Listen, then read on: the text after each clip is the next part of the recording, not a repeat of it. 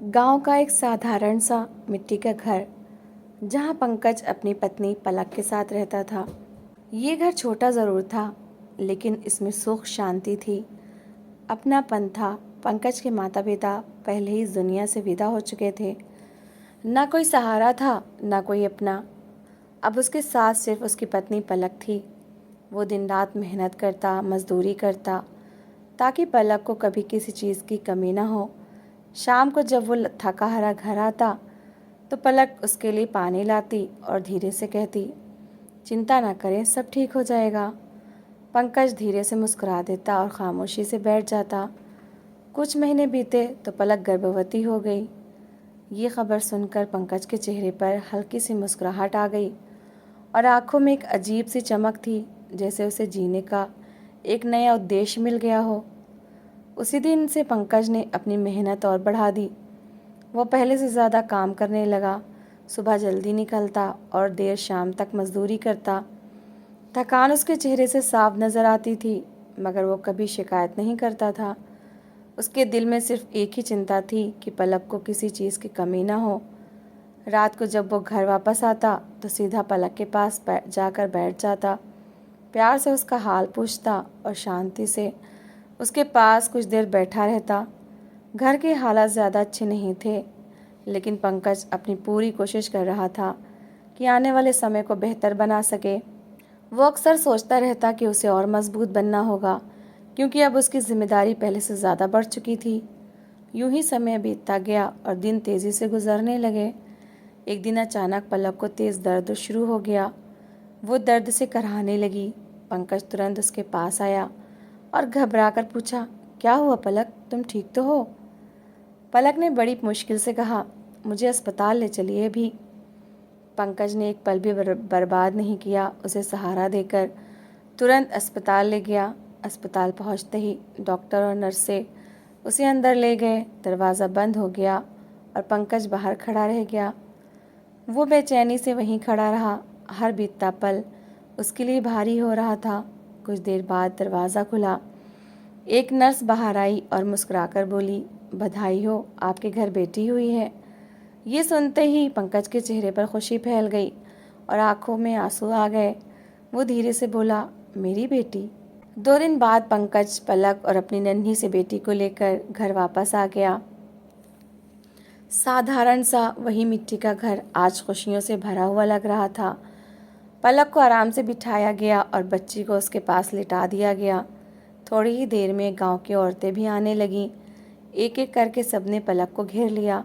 कोई मुस्कुराकर आशीर्वाद दे रही थी तो कोई बच्ची को देखकर खुश हो रही थी।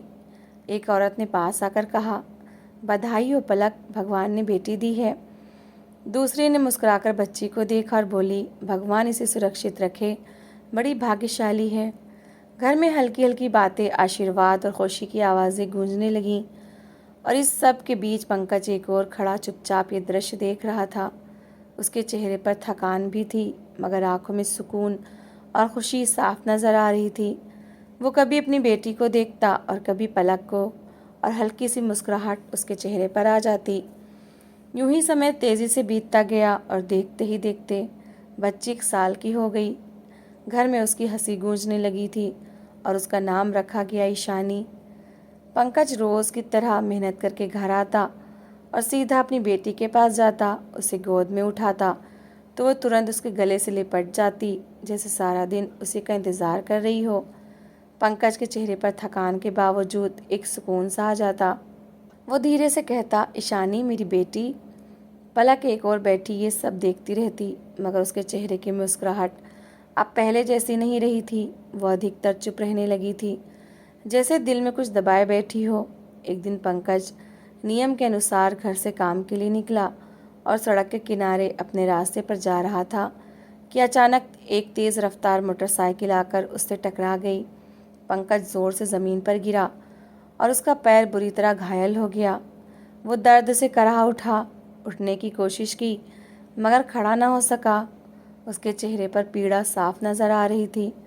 वहाँ खड़े लोग तुरंत उसके पास आए, उसे सहारा देकर उठाया और जल्दी से गाड़ी में डालकर अस्पताल ले गए।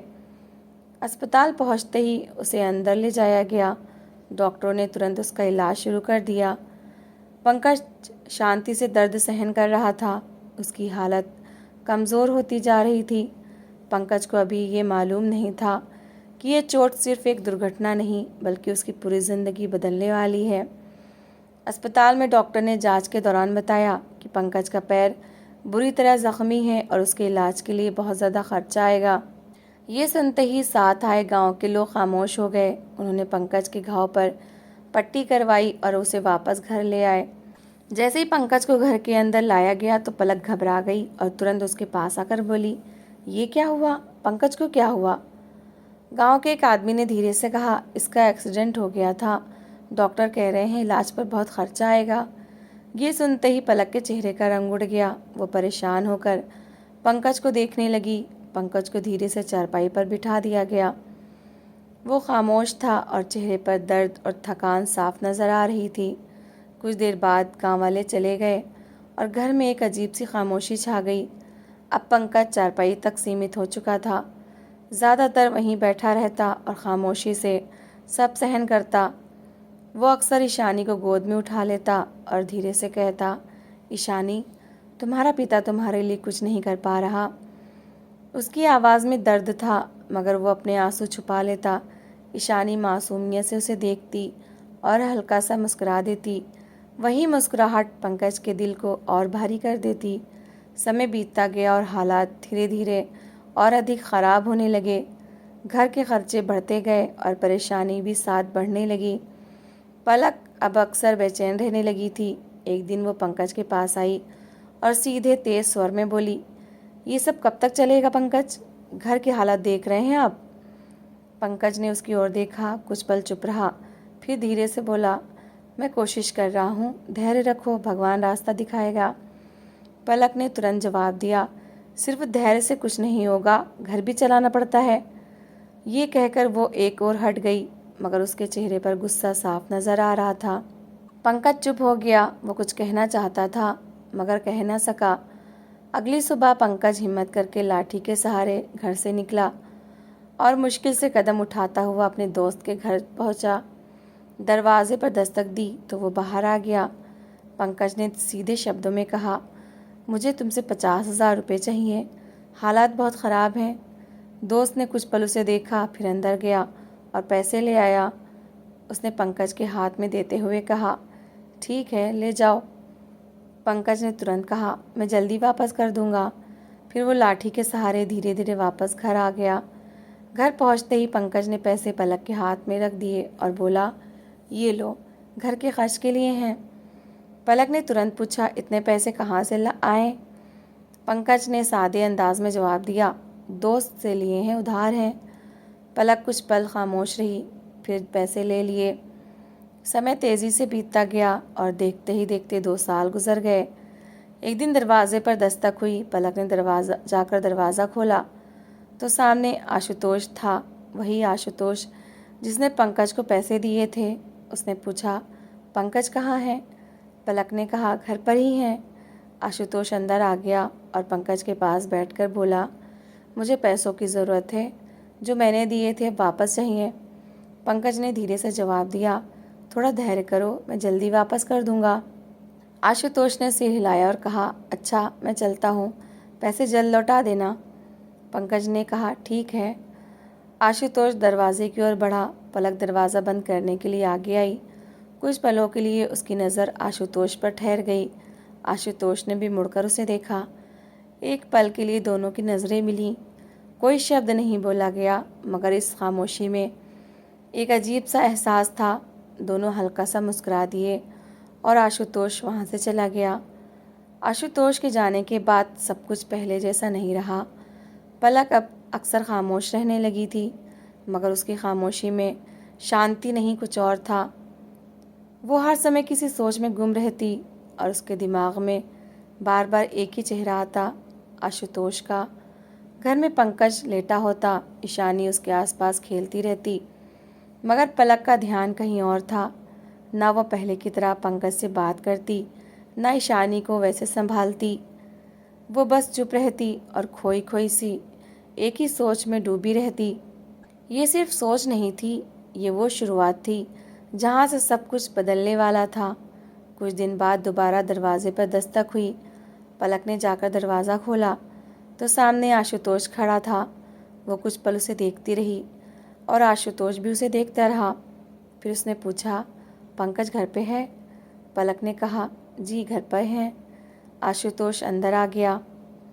इस बार उसने पैसों का जिक्र नहीं किया, बल्कि पंकज के पास बैठकर हाल चाल पूछने लगा। कुछ देर बाद वो उठा और जाने लगा। पलक दरवाज़ा बंद करने के लिए उसके पीछे आई।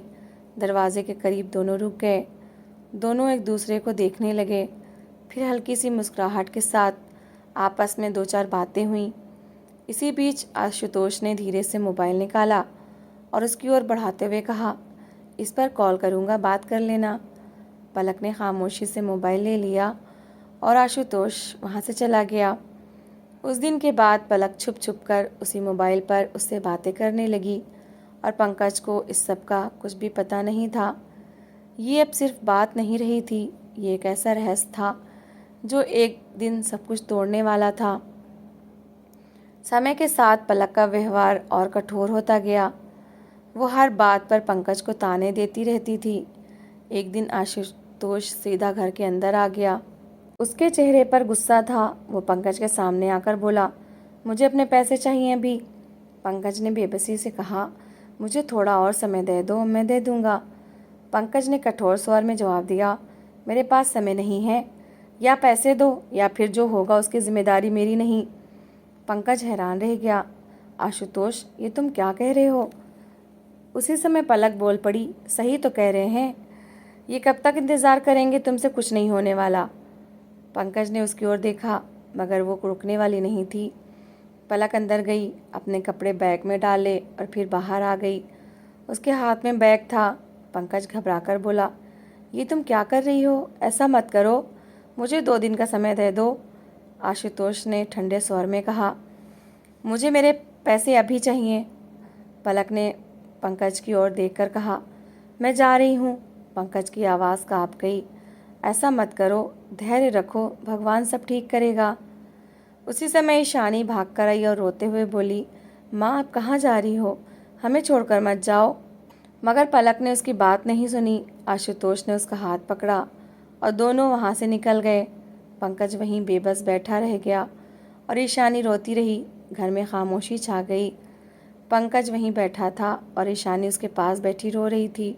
पंकज ने धीरे से कहा, रो मत, मैं हूँ ना। ईशानी रोते हुए बोली, माँ वापस आएंगी ना? पंकज खामोश हो गया। उसके पास कोई जवाब नहीं था। वो बस ईशानी के साथ बैठा रहा और अंदर ही अंदर टूटता रहा।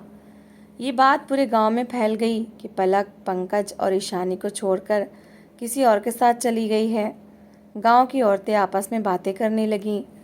अपने पति को छोड़ दिया, ठीक है, मगर इस नन्ही मासूम ईशानी का भी ख्याल नहीं आया। ये बातें अब हर ओर होने लगी थीं। गांव वाले अब दया खाकर कभी आटा, कभी चीनी, कभी दाल दे जाते थे। इसी तरह दिन गुजर रहे थे। ईशानी 8 साल की हो चुकी थी। एक दिन उसने खुद हिम्मत की, आटा उठाया और धीरे धीरे गूंदने लगी। फिर चूल्हे के पास बैठी और छोटी छोटी रोटियां डालने लगी। उसने थोड़ा सा साग भी तैयार किया। फिर थाली में डालकर पंकज के पास आई और धीरे से बोली, पिताजी खाना खा लें। वो खुद अपने हाथ से उसे खिलाने लगी। पंकज बस उसे देखता रहा। उसकी आंखों में आंसू आ गए। वो भारी आवाज़ में बोला, बेटा मैं तेरे लिए कुछ नहीं कर पाया। ईशानी ने तुरंत कहा, पिताजी आप चिंता न करें, मैं हूं ना आपके साथ। पंकज ने सिर झुका लिया और आंसू बहते रहे। इस छोटी सी बच्ची ने आज एक बाप का सहारा बनना सीख लिया था। दूसरी ओर आशुतोष पलक को शहर के एक पुराने इलाके के छोटे से किराए के मकान में ले आया था और अब वो दोनों वहीं रहते थे। घर साधारण था, मगर उनकी ज़रूरत के अनुसार पर्याप्त था। आशुतोष ने शुरू से ही स्पष्ट कर दिया था, मैंने अपने घर वालों को कुछ नहीं बताया और ना ही बताऊंगा, हम दोनों यहीं अलग रहेंगे। पलक ने इस बात पर कोई आपत्ति नहीं की। समय के साथ वो इस ज़िंदगी की आदी हो गई और उसे यही लगने लगा कि अब यही उसका घर है और यही उसकी दुनिया। उधर पंकज और ईशानी के हालात और कठिन होते जा रहे थे। घर के खर्चे बढ़ रहे थे और आमदनी का कोई स्रोत नहीं था। पंकज ज़्यादातर चारपाई पर बैठा रहता। चेहरे पर परेशानी और बेबसी साफ नज़र आती थी। ईशानी अब छोटे छोटे काम खुद करने लगी थी, घर भी संभालती और पंकज का ख्याल भी रखती। एक दिन वो कमरे के अंदर हाथ मुंह धोकर पूजा के लिए मंदिर गई।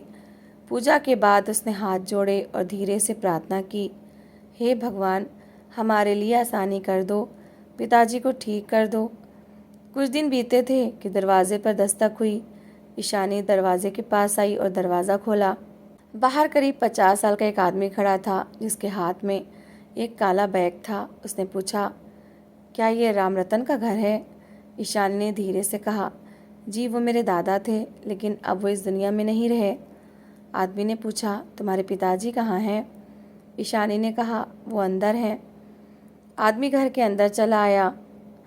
अंदर पंकज चारपाई पर बैठा था, पैर पर पट्टी बंधी हुई थी और लाठी पास रखी थी। आदमी उसके करीब आकर बोला, तुम राम रतन के बेटे हो? पंकज ने जवाब दिया, जी बताइए। आदमी ने कहा, मैं कई साल पहले तुम्हारे पिता से ज़मीन का सौदा करके गया था। उस समय पूरे रुपए नहीं दे पाया था। फिर उसने काला बैग आगे बढ़ाते हुए कहा, आज वही रुपए देने आया हूँ। आदमी ने काला बैग पंकज की गोद में रख दिया। पंकज कुछ पल बैग को देखता रहा। आदमी ने कहा, ये 10 लाख रुपए हैं जो उस समय देने बाकी रह गए थे। आज वही रुपए देने आया हूँ। पंकज खामोश बैठा रहा। चेहरे पर हैरानी और अविश्वास साफ नज़र आ रहा था। आदमी ने कहा, मैंने देर कर दी, मगर रुपए देना ज़रूरी था। फिर वो बोला, अच्छा बेटा, मैं चलता हूँ। वो मुड़ा और आंगन से बाहर निकल गया। पंकज खामोश बैठा बैग को देखता रहा। उसने धीरे से बैग खोला। अंदर नोटों की गड्डियाँ भरी हुई थीं। ईशानी उसके पास बैठी थी। दोनों हैरान रह गए। पंकज के हाथ हल्के से काँप गए, आंखों में आंसू आ गए। वह आसमान की ओर देखकर धीरे से बोला, हे भगवान, तेरा कोटि कोटि धन्यवाद। ईशानी ने मासूमियत से पूछा, पिताजी, क्या ये सारे पैसे हमारे हैं? पंकज ने उसे देखा और धीरे से कहा, हाँ बेटा, भगवान ने दिए हैं। पंकज ने फैसला कर लिया। अगले दिन वो लाठी के सहारे उठा और ईशानी ने उसे सहारा दिया। दोनों धीरे धीरे घर से निकले और अस्पताल की ओर रवाना हो गए। अस्पताल पहुंचकर पंकज डॉक्टर के सामने बैठ गया। डॉक्टर ने उसके पैर की जांच की। कुछ पल खामोश रहा, फिर बोला, इलाज संभव है, मगर करीब 4-5 लाख रुपए खर्च आएगा। पंकज ने बिना सोचे कहा, ठीक है डॉक्टर साहब, आप इलाज शुरू करें। उसी दिन पंकज को अस्पताल में भर्ती कर लिया गया। दिन बीतते गए। ईशानी हर समय उसके पास रहती, कभी पानी देती, कभी उसका हाथ पकड़कर बैठ जाती। पंकज शांति से सब सहन करता रहा। करीब 1 सप्ताह बीत गया। आखिरकार वो दिन आ गया जब पंकज की हालत ठीक होने लगी। डॉक्टर ने मुस्कुराकर कहा, अब आप ठीक हो रहे हैं, धीरे धीरे चलना शुरू करें। पंकज ने पहली बार बिना सहारे के खड़े होने की कोशिश की। ईशानी खुशी से उसे देख रही थी। कुछ कदम चलने के बाद पंकज रुक गया। उसके चेहरे पर हल्की सी मुस्कुराहट आ गई। 1 सप्ताह बाद उन्हें अस्पताल से छुट्टी मिल गई। दोनों धीरे धीरे चलते हुए घर वापस आ गए। ईशानी खुशी से बोली, पिताजी, आप ठीक हो गए? पंकज ने उसे देखा और हल्की सी मुस्कुराहट के साथ कहा, हाँ बेटा, भगवान ने कृपा कर दी। कुछ देर बाद गांव के लोग हालचाल पूछने के लिए आने लगे। एक आदमी ने पास आकर पूछा, पंकज, अब कैसा महसूस कर रहे हो? पंकज ने मुस्कुराकर कहा, जी ईश्वर की कृपा है, अब ठीक हूँ।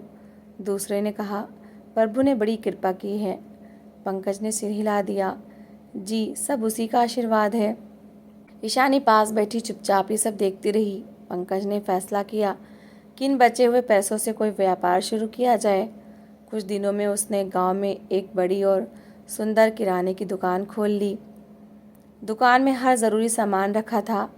पंकज अब रोज़ दुकान पर बैठता और धीरे धीरे अपनी ज़िंदगी को संभालने लगा। इसी के साथ उसने ईशानी का स्कूल में नाम भी लिखवा दिया। अब ईशानी रोज़ सुबह सवेरे उठती, तैयार होती और स्कूल चली जाती। पंकज उसे जाते हुए देखता और उसके चेहरे पर एक खामोश सा सुकून नज़र आता। एक दिन गांव का एक आदमी पंकज के पास आया। वह उसके पास बैठ गया और बोला, पंकज, अब तुम ठीक हो गए हो, मेरी बात मानो, तुम्हें अब दूसरी शादी कर लेनी चाहिए। घर संभल जाएगा और ईशानी को भी सहारा मिल जाएगा। पंकज शांति से उसकी बात सुनता रहा। आदमी ने बात जारी रखते हुए कहा, मेरी नज़र में एक अच्छा रिश्ता है। अगर तुम कहो तो मैं बात कर लूँ। पंकज ने कुछ पल सोचा, फिर धीरे से कहा, ठीक है, अगर आप उचित समझते हैं तो बात कर लें। आदमी ने सिर हिलाया, ठीक है, मैं बात करता हूँ। वो उठा और वहाँ से चला गया। ईशानी धीरे से पंकज के पास आई और उसके पास बैठकर बोली, पिताजी, क्या आप मेरे लिए नई माँ लेकर आ रहे हैं? पंकज ने उसे देखा, चेहरे पर हल्की सी मुस्कुराहट आई। उसने धीरे से कहा, हाँ बेटा, तुम्हारे लिए दूसरी माँ लेकर आऊँगा। ईशानी खामोशी से उसे देखती रही। कुछ दिनों बाद पंकज के रिश्ते की बात पक्की हो गई और कुछ ही समय में पंकज का विवाह ज्योति से हो गया। ज्योति बहुत ही समझदार और सुशील औरत थी। वो शादी के एक सप्ताह बाद ही विधवा हो गई थी, तो उसके ससुराल वालों ने उसे घर से निकाल दिया था। उसने घर आकर सब कुछ संभाल लिया। वो पंकज का ख्याल रखती और ईशानी को भी बहुत प्रेम से रखती। हर सुबह वो ईशानी को तैयार करती और स्कूल भेज देती। घर के हालात अच्छे हो गए थे और काफ़ी समय बाद घर में शांति वापस आ गई थी। यूं ही समय बीतता गया। हफ्ते महीनों में और महीने साल में बदलते गए। देखते ही देखते ईशानी जवान हो गई। उसने अपनी शिक्षा पूरी कर ली थी और अब वो एक स्कूल में शिक्षिका के रूप में पढ़ाने लगी थी। पंकज उसे देखता तो उसकी आंखों में गर्व साफ नज़र आता।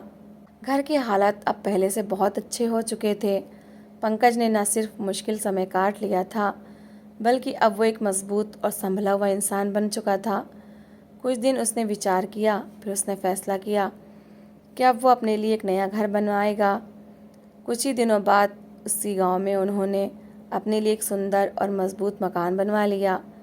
वही जगह जहां कभी मिट्टी का कच्चा घर था, आज एक सुंदर पक्का घर खड़ा था। घर में सुख शांति थी और ज़िंदगी अब संभल चुकी थी। दूसरी ओर पलक जिस आशुतोष के साथ गई थी, एक दिन उसने साफ शब्दों में उससे कह दिया, मैं तुमसे शादी नहीं कर सकता। तुम पहले से शादीशुदा हो और इस तरह धर्म विरुद्ध कार्य नहीं कर सकता। इसलिए अच्छा यही है कि तुम अपने रास्ते जाओ और मैं अपने। ये सुनकर पलक अवाक रह गई। उसके पास कहने के लिए कुछ न रहा। जिसके साथ वो सब कुछ छोड़कर आई थी, आज वही उसे अकेला छोड़ गया था। अपना कोई सहारा था, ना कोई जगह। वो यूं ही सड़कों पर भटकती रही और हर गुजरते पल के साथ अपनी गलती को महसूस करती रही। फिर उसने सोचा कि जाकर पंकज से माफ़ी मांग ले, शायद वो उसे माफ़ कर दे। यही विचार लिए वो धीरे धीरे चलते हुए गांव की ओर आ गई। फटे पुराने कपड़े, बिखरे बाल और चेहरे पर पश्चाताप साफ नज़र आ रहा था। गांव में पहुंचते ही उसने एक आदमी से पूछा, पंकज का घर कहाँ है? आदमी ने सामने इशारा किया। वो सामने पक्का सा घर है, वही पंकज का है। ये सुनकर वो एक पल के लिए रुक गई, सामने खड़े पक्के घर को देखती रही। फिर धीरे धीरे कदम बढ़ाती हुई दरवाजे तक पहुंची। फिर कांपते हाथों से दरवाजे पर दस्तक दी। खट खट। ईशानी ने आकर दरवाज़ा खोला और पूछा, जी आप कौन हैं? पलक ने धीरे से कहा, बेटा तुम्हारा नाम क्या है? ईशानी ने जवाब दिया, मेरा नाम ईशानी है। ये सुनते ही पलक की आंखों में आंसू आ गए। उसने खुद को संभालते हुए पूछा, तुम्हारे पिताजी पंकज कहाँ हैं? ईशानी ने कहा, वो घर पर ही हैं। फिर वो मुड़ी और अंदर जाकर बोली, पिताजी बाहर एक औरत आई है, आपको पूछ रही है। पंकज बाहर आया। जैसे ही उसकी नज़र पलक पर पड़ी, वो चौंक गया। पलक की आंखों से आंसू बहने लगे। वो कांपती हुई आवाज़ में बोली, पंकज भगवान के लिए मुझे क्षमा कर दो, मुझसे बहुत बड़ी भूल हो गई। पंकज चुप खड़ा रहा। ईशानी ने हैरानी से पूछा, पिताजी ये कौन है? पंकज ने कुछ पल खामोश रहकर कहा, बेटा ये तुम्हारी माँ है, पलक। ये सुनकर ईशानी दंग रह गई। उसकी नज़रें तुरंत पलक पर जम गईं। माँ, आप इस हालत में? पलक की आंखों से आंसू बहने लगे। वो आगे बढ़ी और रोते हुए बोली, बेटा मुझे माफ़ कर दो, मुझसे बहुत बड़ी गलती हो गई। पंकज ने गहरी सांस ली और भारी आवाज़ में कहा, जब तुम हमें छोड़कर गई थी, क्या उस समय तुम्हें अपनी बेटी का ख्याल आया था या मेरा ख्याल आया था? पलक सिर झुकाकर खामोश हो गई। ईशानी ने धीरे से पंकज की ओर देखा, फिर कोमल स्वर में बोली, पिताजी इनको माफ़ कर दें, ये मेरी माँ हैं और ये अकेली कहाँ जाएंगी। ये अपनी भूल स्वीकार कर रही हैं। ईश्वर की प्रसन्नता के लिए माफ़ कर दें। पंकज कुछ पल खामोश खड़ा रहा। फिर उसने ईशानी की ओर देखा और धीरे से कहा, ईशानी, मैं इसे सिर्फ तुम्हारे कारण क्षमा कर रहा हूँ। ये सुनकर पलक रोती हुई ईशानी के गले लग गई। ईशानी ने उसे संभाला और धीरे से उसे अंदर ले गई। अंदर आते ही ज्योति ने उन्हें देखा। वो चौंक गई। कुछ ही पलों में उसे सब समझ आ गया। घर में शांति छा गई। समय के साथ पलक वहीं रहने लगी, मगर उसका स्थान पहले जैसा न रहा। पंकज का ज़्यादातर समय ज्योति के साथ बीतता और घर की जिम्मेदारी भी ज्योति ही संभालती रही। पलक उस घर में बस ईशानी के कारण ही थी। पंकज तो उसकी ओर देखता भी नहीं था। कभी भी क्षणिक इच्छाओं के लिए अपने सच्चे रिश्तों का बलिदान न करें, क्योंकि जब होश आता है तो अक्सर बहुत देर हो चुकी होती है। तो दोस्तों, इस कहानी को लेकर आपकी क्या राय है, कमेंट बॉक्स में ज़रूर बताएं। और अगर आपको हमारी आज की कहानी अच्छी लगी हो तो प्लीज़ इसे लाइक ज़रूर करें। अगर आपने अभी तक हमारे चैनल को सब्सक्राइब नहीं किया तो ज़रूर कर लीजिए। तो मिलते हैं ऐसी ही एक और मोटिवेशनल कहानी के साथ। Thanks for watching.